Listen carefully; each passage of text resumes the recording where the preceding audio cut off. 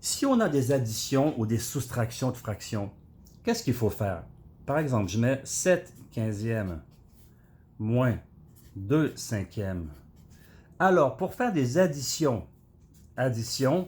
ou soustractions, il faut avoir un dénominateur commun, ça veut dire le même. Il faut soit ramener 15 à 5 ou ramener 5 à 15. Dans ce cas-là, c'est plus facile de ramener 5 à 15 parce qu'on n'aura pas à diviser un chiffre comme 7. Là, ça serait compliqué. Donc, il faut avoir le dénominateur commun. Il faut ici avoir une base commune pour faire l'addition, la soustraction. Et je vais montrer pourquoi. Pour arriver à 15, qu'est-ce qu'on doit faire ici? Notre 2 cinquièmes pour arriver à 15. On doit arriver au dénominateur 15 pour trouver le nombre qui est ici. On doit multiplier par 3. Et donc 5 fois 3 égale 15. Et pour garder la même proportion entre le nombre en haut et le diviseur, il faut multiplier par 3 en haut aussi, parce que 3 sur 3 égale 1, égale 100%. Donc ici, on va simplement augmenter les nombres, mais on aura le même rapport. La réponse à la division sera la même. 2 divisé par 5, c'est la même chose que, on va voir ici, 2 fois 3, 6. Alors ici, 6 quinzièmes. 2 sur 5, c'est la même chose que 6 sur 15. C'est pareil. OK? 6 sur 15. Donc, on revient ici à notre équation initiale. 7 sur 15 moins 2 sur 5, on a dit que c'était la même chose que 6 quinzièmes. Alors, moins 6 sur 15 égale. Et donc là, c'est ça qu'il faut voir. Les additions ou les soustractions, ou bien les additions et les soustractions, c'est le nombre en haut qu'on additionne ou soustrait. En bas, le dénominateur, il ne bouge pas. Donc, 7 moins 6 égale 1 quinzième. Ici, ça ne bouge pas.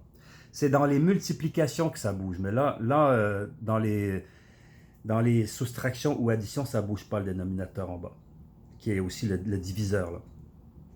Donc voilà, donc on a ramené au même nombre et ça nous permet après de faire la soustraction ou l'addition.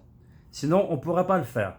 Sinon, on n'arrive pas parce qu'on ne parle pas des mêmes rapports, là. Donc on ne peut pas additionner les nombres ici parce que la proportion n'est pas la même ici. On est sur 15 et là on est sur des bases de 15 et là des bases de 5. Donc il faut se mettre sur la même base et après on peut faire notre addition, notre soustraction.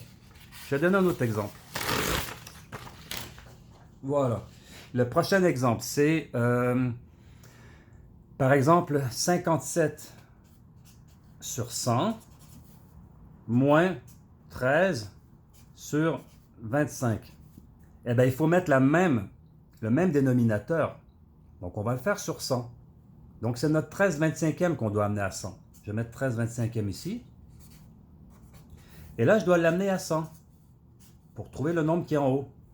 Qu'est-ce que je fais? 25 fois combien pour arriver à 100? Fois 4. Fois 4. 25 fois 4, 100. Et comme on veut garder la même proportion, ici, on va mettre 4 aussi en haut, parce que 4 sur 4 égale 1. 4 sur 4 égale 100 sur 100.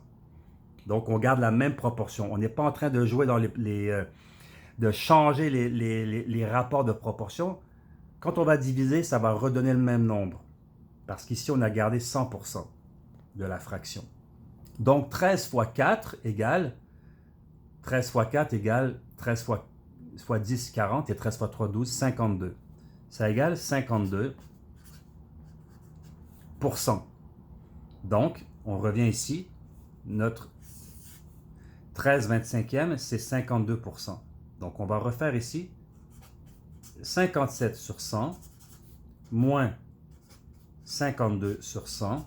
Et comme j'ai dit, les additions et les soustractions, on ne touche pas au dénominateur qui est en bas, ou le diviseur. On touche simplement au nombre en haut. Donc 57 moins 52 égale 5 sur 100.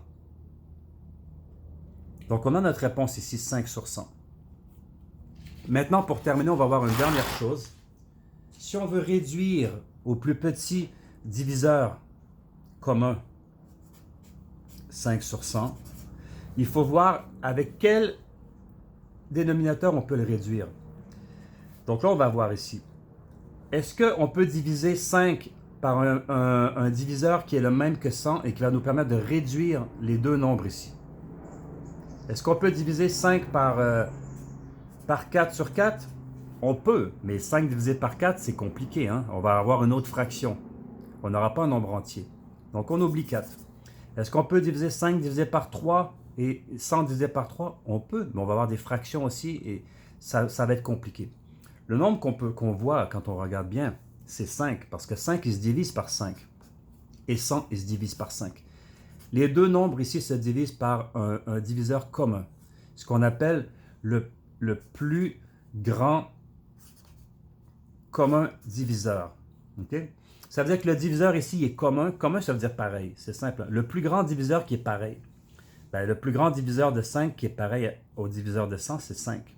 Et 5 divisé par 5 égale 1. Et 100 divisé par 5 égale 20.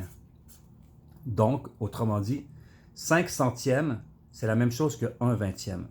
Et là, ici, on l'a réduit à son plus petit diviseur commun. Ça, cette fraction-là, elle est indivisible autrement que d'arriver dans des nombres à virgule. Mais on ne peut pas aller plus bas que ça avec des diviseurs. Voilà, ça s'appelle le PGCD, le plus grand commun diviseur.